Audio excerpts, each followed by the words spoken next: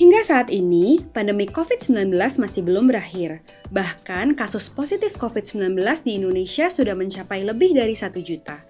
Di tengah kesulitan menghadapi pandemi ini, muncul suatu upaya yang diharapkan dapat membantu mengatasi pandemi COVID-19 dan menjadi harapan baru untuk kembali mendorong pembangunan kegiatan sosial dan ekonomi negara, yaitu vaksin COVID-19.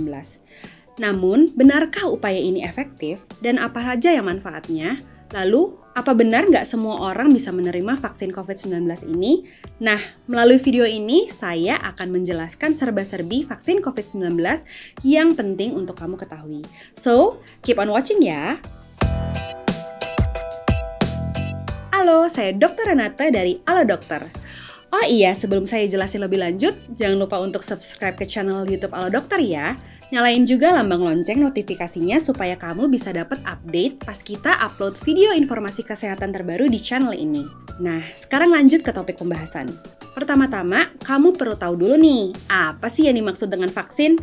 Vaksin adalah zat yang berfungsi untuk memicu pembentukan kekebalan tubuh terhadap suatu penyakit.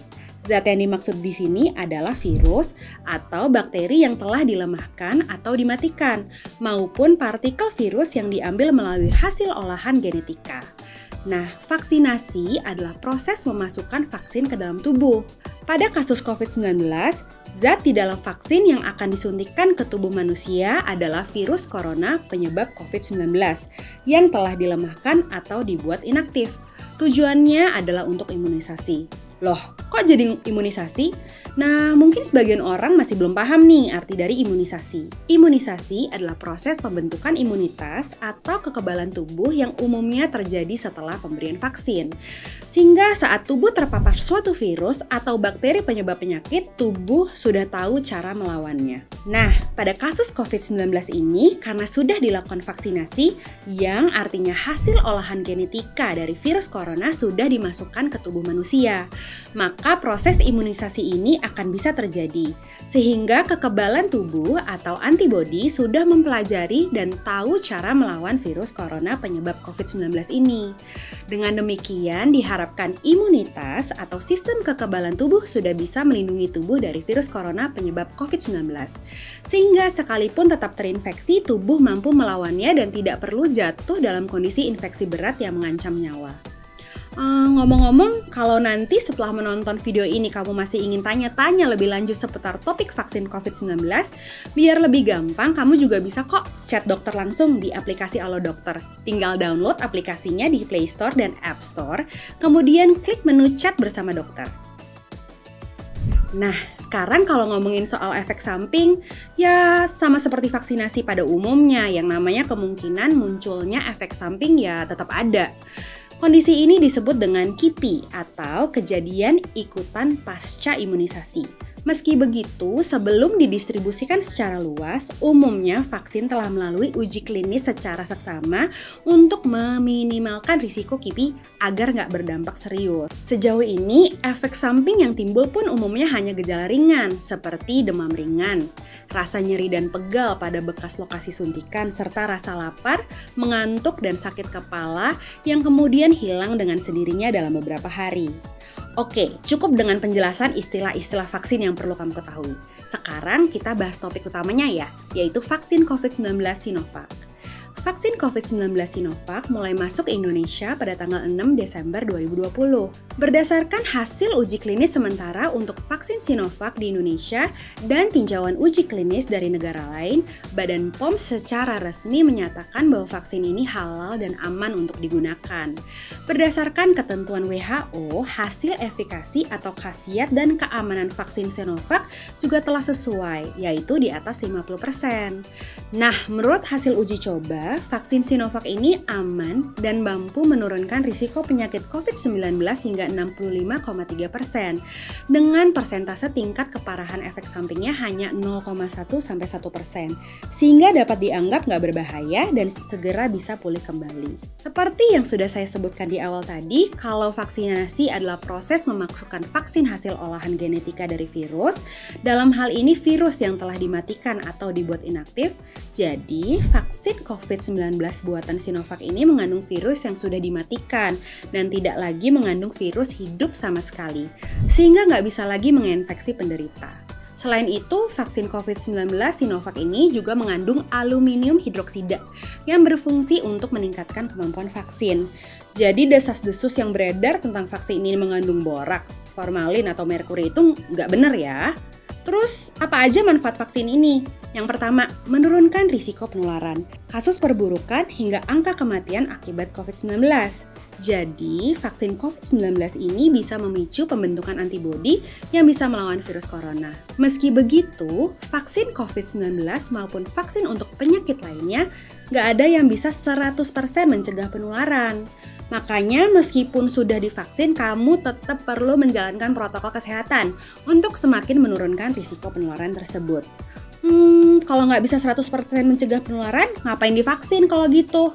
Ingat yang tadi saya sebutin soal manfaatnya. Selain menurunkan risiko penularan, vaksin juga bisa menurunkan kasus perburukan dan angka kematian akibat COVID-19. Jadi, sekalipun kamu terinfeksi virus corona, vaksin bisa membantu kamu terhindar dari gejala yang berat dan komplikasi yang berakibat fatal. Oke, selain itu, vaksin juga bisa mendorong terbentuknya herd immunity atau kekebalan kelompok dalam masyarakat. Dengan syarat minimal 70% penduduk Indonesia sudah divaksin. Nah, hingga video ini dibuat, vaksin COVID-19 dari pemerintah memang masih diberikan untuk kalangan terbatas dan direncanakan untuk diberikan secara bertahap. Jadi, kalau nanti sudah tiba giliran kamu untuk divaksin, nggak perlu ragu lagi ya untuk menerima vaksin. Nantinya jika herd immunity sudah terbentuk dan kasus COVID-19 mulai menurun, diharapkan kita bisa kembali memulihkan kegiatan ekonomi dan sosial yang berdampak oleh pandemi. Sudah banyak kan bisnis yang merugi bahkan sampai tutup gara-gara pandemi?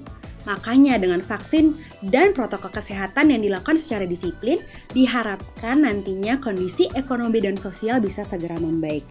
Tapi katanya nggak semua orang bisa mendapatkan vaksin. Benar nggak sih?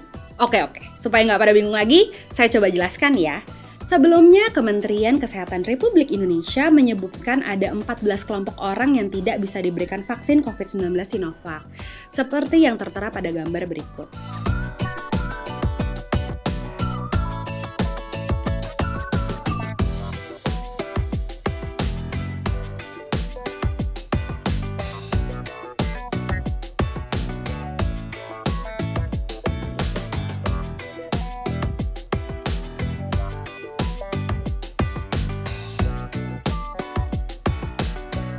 Tapi seiring dengan perkembangan penelitian, ada beberapa kelompok yang dinyatakan boleh menerima vaksin, tentunya dengan berbagai ketentuan.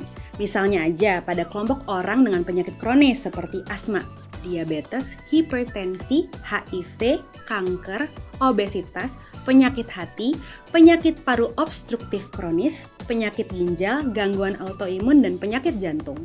Vaksin COVID-19 boleh diberikan pada kelompok tersebut selama penyakit yang diderita sudah terkontrol atau terkendali dengan baik. Jadi sebelum divaksin, penting untuk cek kesehatan secara menyeluruh oleh dokter ya. Lalu yang kedua, kaum lansia atau orang di atas 59 tahun. Setelah dipublikasikannya hasil uji coba vaksin Sinovac pada kelompok lansia, akhirnya Badan POM juga sudah mengeluarkan izin bagi vaksin Sinovac untuk digunakan pada lansia. Pemberian vaksin pun sudah mulai dilakukan untuk tenaga kesehatan dan petugas pelayanan publik yang sudah lansia. Namun dengan catatan bahwa lansia yang divaksin adalah lansia yang sehat. Nanti di fasilitas vaksinasi juga akan ada layanan pemeriksaan kesehatannya dulu untuk membantu menentukan apakah berdasarkan kondisi fisiknya saat ini yang bersangkutan dapat divaksinasi atau tidak. Lalu bagaimana dengan ibu hamil dan ibu menyusui? Hingga video ini ditayangkan masih belum ada data yang cukup mengenai manfaat dan efek samping pemberian vaksin COVID-19 pada dua kelompok tersebut. Makanya pemerintah masih memutuskan untuk tidak memberikan vaksin COVID-19 pada ibu hamil dan ibu menyusui. Jadi ditunggu saja dulu hasil dari penelitian berikutnya. Apakah vaksin Sinovac nantinya bisa dinyatakan aman untuk bumil dan busi? Atau kita harus menunggu lagi sampai Indonesia bisa mendapatkan vaksin COVID-19 lainnya yang sudah dianggap aman untuk bumil dan busui? Nah, itu serba-serbi vaksin COVID-19 yang perlu kamu ketahui. Panjang juga ya penjelasannya. Oke deh, sekian yang bisa saya sampaikan kali ini. Selanjutnya topik apa lagi ya yang sebaiknya dibahas di channel ini? Sampaikan saran kamu di kolom komentar di bawah ya. Terima kasih buat yang sudah menyaksikan video ini. Semoga bermanfaat ya. Jangan lupa untuk like, komen, share, dan subscribe. Hidup sehat bersama Alo Dokter.